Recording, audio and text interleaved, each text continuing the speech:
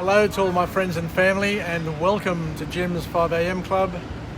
And I'm back here at wharf number 6. It's a bit breezy out there, as you can see. The flags are fluttering, and it's a bit buffeting in terms of the wind. So rather than go out there and having to deal with the buffering, or the buffeting, I'll just stay here and do my 5am Club. I've got some madman on the other side there just talking to himself and shouting, so hopefully we don't get distracted. But we'll do a book summary today, if it's okay with you. And the book summary is of the book entitled Stop Thinking and Start Living, and it's by Richard Carlson. Richard Carlson. So it's basically a book which is all about happiness and basically getting your life in order. And basically Richard Carlson kicks off the book by saying that in order to be happy, you need to give yourself permission and decide to be happy. Whilst it sounds pretty simple, you'd be surprised at how many people live their lives in misery because they haven't decided to be happy. You know, they've somehow decided to be unhappy or miserable. They never ever get an opportunity to be happy because they're caught in their own stories, their past stories, and they just can't free themselves from those stories. And the author also talks about something which is quite simple but quite profound, that we are constantly thinking, but we're not aware that we're constantly thinking. There are thoughts going through our minds all the time, and some scientists suggest that we could have up to 60 to 80,000 thoughts a day, with the majority of those thoughts being negative. So the thoughts happen at the conscious and the subconscious level. I'd imagine, I'm not quite sure about that, but I'd imagine that the thoughts are happening both above and below our consciousness. And they also suggest that about 80% of our thoughts tend to be negative if we don't take action to sort ourselves out. And he also goes on to say that feelings are an illusion. You know how we feel things all the time and we base our life on certain feelings that we have? Richard Carlson suggests that all feelings are an illusion because they are formed by our thoughts. So whatever thoughts we have going on in our heads, are basically creating and cementing certain feelings and reminding us of certain feelings. So if you've got negative thoughts, they may generate negative feelings. So something to think about. As I said, at the end of the day, we're just chatting here and just seeing what works, what doesn't work. And the author also goes on to say that we're interpreting reality through our own lenses. So what we focus on and what we see is what we decide is reality. So there are billions of realities happening out there, and each person has their own reality or their own interpretation of reality. So that's something once again to think about, because it is quite powerful. And Richard then goes on to say something else which is quite powerful and empowering, that if you're in a position to be able to dismiss your negative thoughts, then that could lead to your healing. Not only healing you, but also healing people around them, because when it's all said and done, we're role models, we're influencers, and what we're able to achieve in our lives may have a ripple effect and a spillover effect which may improve the lives of the people in our social circles, because by changing our thoughts by changing our focus, we're also changing our lives, which in effect help impact and change other people's lives as well, because we touch many people in our everyday lives. So the impact is something that shouldn't be sneezed at, because it is quite powerful. And the other thing the author talks about, which is another interesting thing, I really found it quite interesting and powerful, was that if we are able to accept things without continually trying to improve them, and be grateful, then our lives have a potential of changing as well. So acceptance of the world around us without trying to constantly improve it. How many friends do we have who are constantly trying to correct us and change us?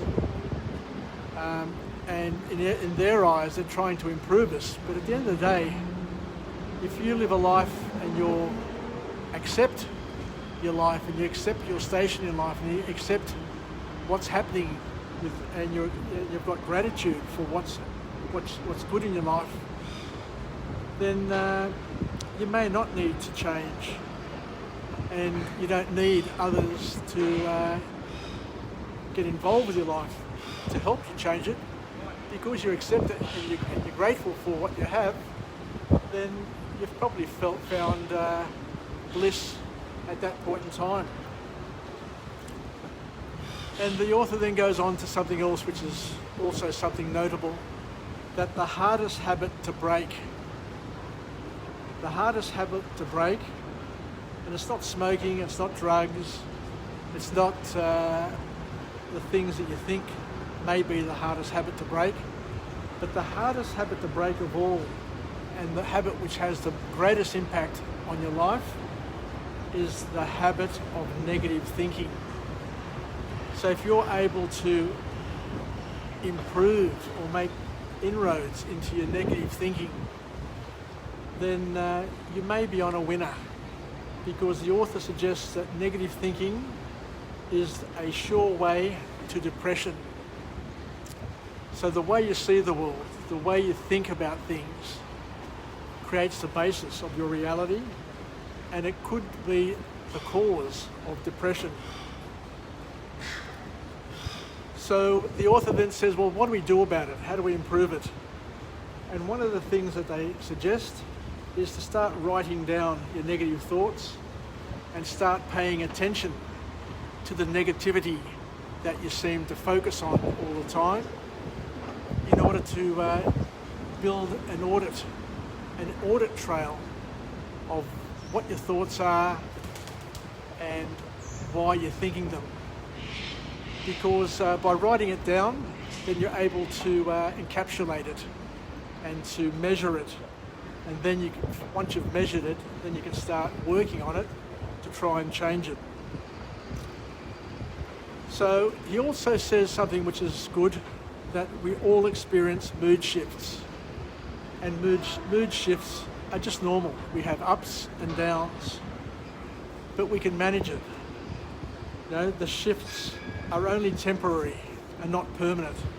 And we need to have a mindset that it's temporary and not permanent, to be able to not get us down. And there we go. We move on to the next level of advice from this book, and that is to live in the present moment.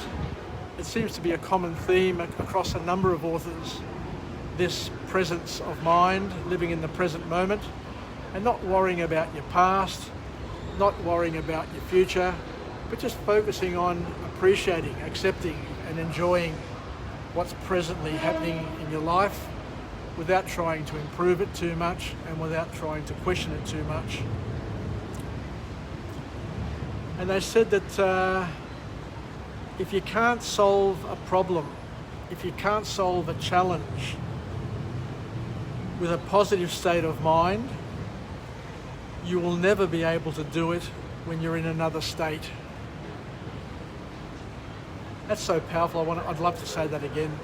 If you can't solve a problem with a positive state of mind, then you've got no chance, or you'll never be able to do it when you're in another state which is not as resourceful. And this also is powerful. Negative thinking gets you nowhere good. So we need to have a focus on what we're going to do with negative thinking, because we're all infected. We're all infected by negative thinking in many ways, both consciously and subconsciously. But we need to find ways of breaking the pattern, breaking out of it, in order to give us the strength to see life differently and to help us improve our thinking style. Because the author says at the end of the day, it's your birthright. We're all born with optimism. We're all born in a world of hope. So we're going to learn to not force feed our feelings with negative willing. How many people do you know who are just negatively willing all the time? Willing the economy to have a recession, willing the stock market to collapse, willing the property market to drop by 40%. All they're basically doing is telling the world what's going on in their heads. You know, to be willing anything negative means that you're infected and you're just overwhelmed with negativity in your inside world. And the call to action is to turn things around, to welcome and include positive thinking into your world, because positive thinking, without a doubt, influences how you feel. We're all born to be happy. We're all born to have hope. We're all born to look into the future and be drawn into our futures. And there is a difference between feelings and thoughts, but that difference can make the difference. By having positive thoughts will lead to positive feelings and change your reality. So once again, there is a difference between feelings, thoughts, and reality. But you can shape it. You can shape it through your own positive action. Because your thoughts create your emotions and your reality. So take it on board. Challenge yourself to make a change from today. Get yourself a journal and start writing down all your negative thoughts. Capture your negative thoughts and see if there's a theme there. And once you find a theme, then try and do whatever you can to eliminate that theme, or to replace and swap out that theme with a positive theme, a theme of gratitude, a way of looking at the world through a positive lens. And don't forget, positivity doesn't mean that we're naive. It doesn't mean that we're kidding ourselves. It just means that we make a choice, an empowering choice, to look at our world, to look at our futures from a different perspective, and not a perspective that is going to lead us into a downward spiral to depression, to bitterness, to hatred, so that whenever we catch up with our friends and family and people that we should love, we should be connected to, that we end up fighting and abusing each other for no reason at all. So at the end of the day, we've got nothing to share other than the beauties of creation, and we need to make the most of it. We're different for each other, so we need to try and help each and every person that we touch to enjoy their lives and to see the better world, and not to see it from a dark place, from a dark perspective, from a place of weakness and challenge. Anyway, let's finish off with a positive affirmation. I'm alive, I'm well, and I feel absolutely great. To my friends and family, stay connected, stay relevant, and most importantly, let's work on our thoughts, because our thoughts determine our feelings and determine our reality, our version of reality. So you can choose the channel that you view the world through. You can view it through a negative, bitter and ugly channel, or you can change channels and look at life through a positive lens and see what's good about the world. And instead of noticing the clouds in the sky, just notice the blue sky, which is everywhere else. Anyway, Yasas, thank you for joining me, and I look forward to chatting to you again tomorrow from another location with another message to help us get through the morning, get through the day, and help us not annihilate each other, but to support and to love each other. Take care. Bye for now from Jim's 5am Club. Ciao, ciao. Bye.